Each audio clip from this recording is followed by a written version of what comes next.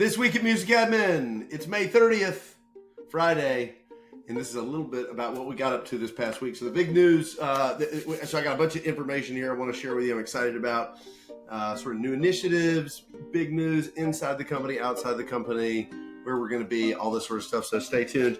The first one is health insurance. So it's sort of a two-parter, sorted out and made sure that all of Music Admin staff, that all of their insurance, their health, their dental, their vision, all of that stuff is sorted out and ready to go, and confirmed and paid for, and binders and all this sort of jazz. So it was nice to get that checked off.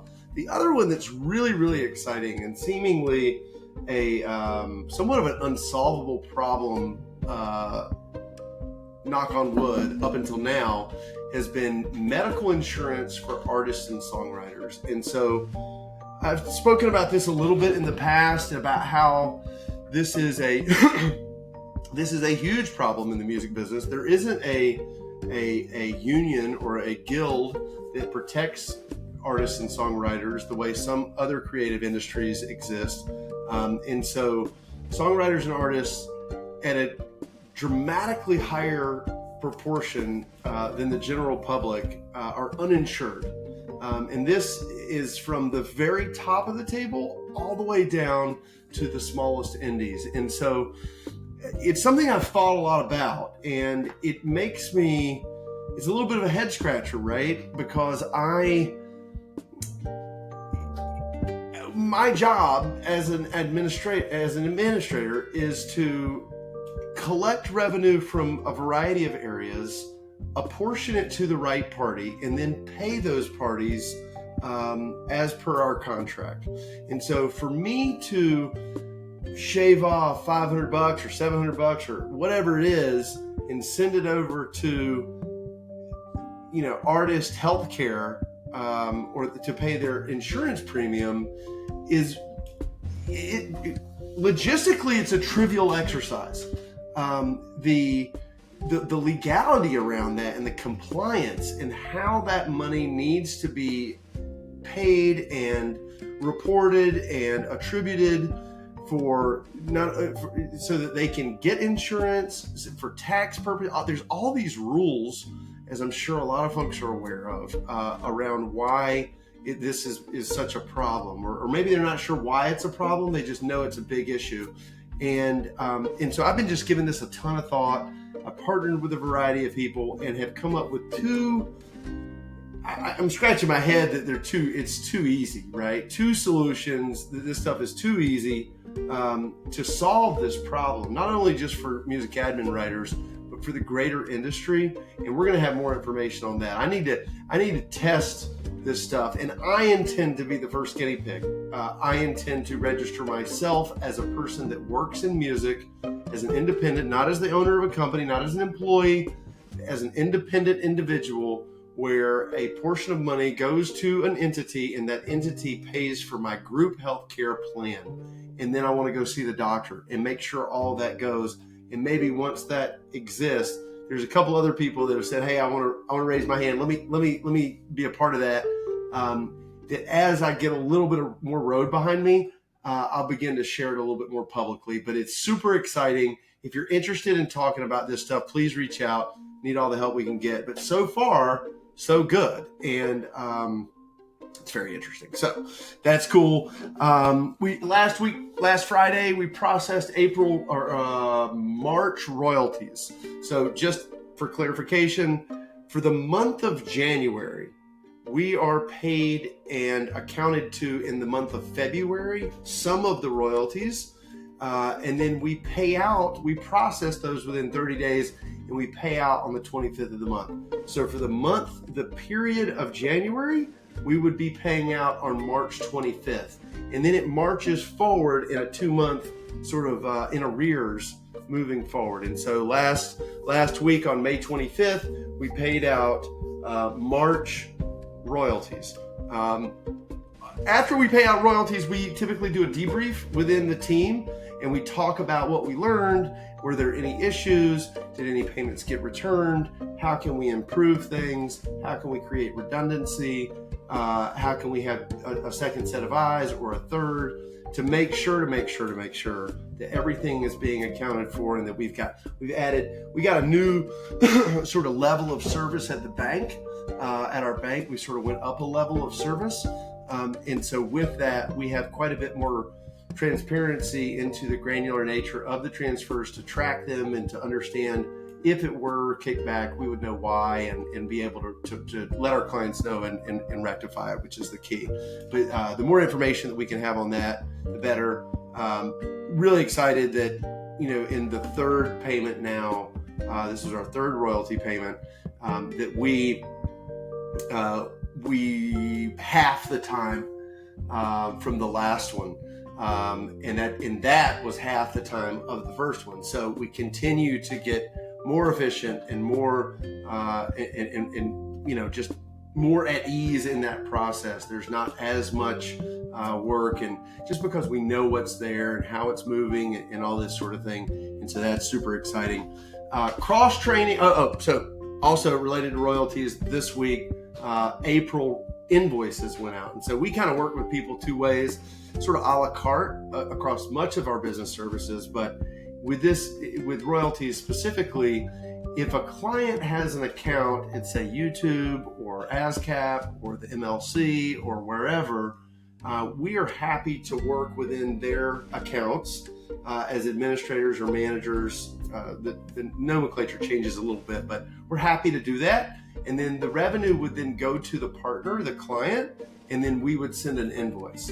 Conversely, for some clients that are either smaller or for a variety of reasons don't have a deal with a particular platform, they're happy to utilize ours. And so in that instance, they deliver the things to us, we ingest it through our accounts, we are ultimately paid, and then once we are paid, each and every month we remit royalties minus our commission. So royalties versus invoicing. On Friday, we just paid out all the royalties. This week, we issued the invoices for those clients that are invoice clients. So got that checked off. Cross-training, this is something that we've just started to think about. And it's something that I think is really, really important for the business as a whole. And that is cross-training. So we're fortunate in that we have specialists in each one of sort of dealing with the license type, the platform, masters versus publishing, claiming, conflicts, ingest, research, royalties. We've got specialists in individual people that specialize in those particular areas. Copyright, and that's good for us to be able to specialize and provide very, very deep expertise in addition to broad, so that we've got the staff to cover these things. But what we've started to do is cross-train. And so what is cross-training? Why is it important? Well, I just think that redundancy is really good. That if somebody's out, they're on break, there's a huge new delivery and we need to call in for backup to come in and tackle this big project that just came across. If we sign a really big client, oftentimes we'll bring people from other departments in to service that client, and then we'll backfill the areas that were sort of left as a void. And that's the kind of sort of how we think about allocating and deploying resources. And that requires everybody knowing what everybody else is doing. I think it also gives incredible perspective to those people that are down in the supply chain or the value chain for a particular piece of music, such as it's really good to know if you're in conflict resolution, what goes into research, because if research isn't done the way it should be,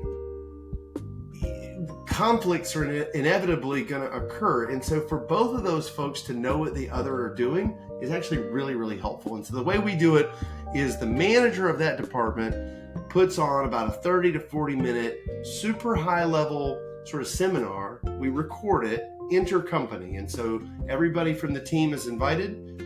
We do that seminar, we record it, and then it follows along a little bit of a syllabus. But it really are at the SOP for doing that particular job. Excuse me. I'm still getting over a cough. And so they go in and they follow along that SOP, which is very, very detailed. Every single step is written out there that we have in place for all of the different things that we do. And the manager of that department is going to go through at a very high level and just kind of go through that and share. We record it.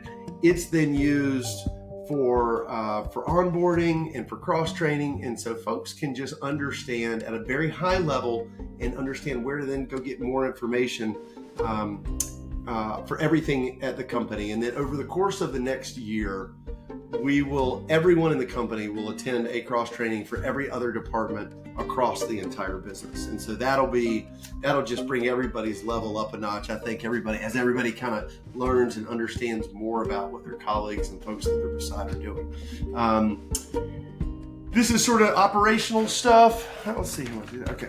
Operational stuff. YouTube. Everybody in the entire company renewed their YouTube certifications last week, myself included. So that's nice to check that off. Resolved 329 conflicts in our favor. Processed 279 potential claims, and we manually claimed 1,312 assets. Over the MLC, we transferred 11 catalogs. We had 2 new catalog claims.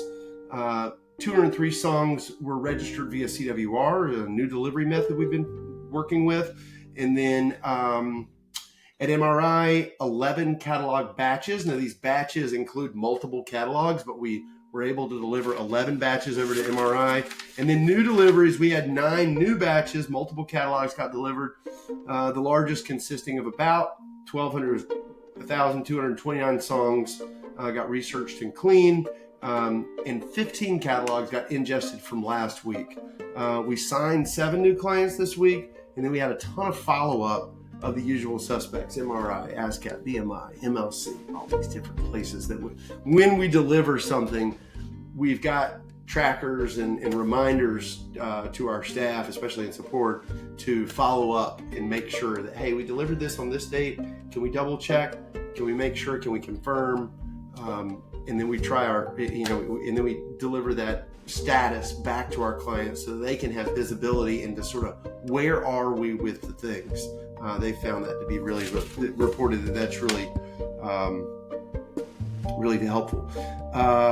We also did evaluation and analysis. We've done this for a few years now on sort of independent engagements where we are doing analysis of the legal, the finance, and the data to sort of give a status of affairs or an analysis, a quality of earnings, as it were, of a catalog with a discounted cash flow and all these different models to talk about the value of the catalog. We've been doing this for several years, and we did another one this past week. And we're not officially, these are repeat clients, but we're not officially doing that. It's not on our website yet, but it's coming. And the reason why I tell you that now is it's exciting. We are sponsors of the Music Investors Conference in New York, June 10th. David Israelite is the host. It ought to be a good room to be in, and we are excited to be there for the second year in a row. It's investors, it's funds, it's big music companies, it's the people that represent them. And it ought to be a great opportunity for folks that are considering the value of music, which is a moniker that a lot of people use in thinking about, is what is the value of music? How can we increase the value of music? And my general belief is that the more liquidity, the more sophistication that enters the space from wherever, the better. And that tide rises all ships. And so that conference is a place for the folks that are thinking about this as a primary function of their roles, are going to have an opportunity to speak and share and collaborate. And we're really excited to be there. So if you're in New York, please give us a shout. That's it for this week. Thanks for tuning in. I'm Aaron with Music Admin. We'll see you down the road.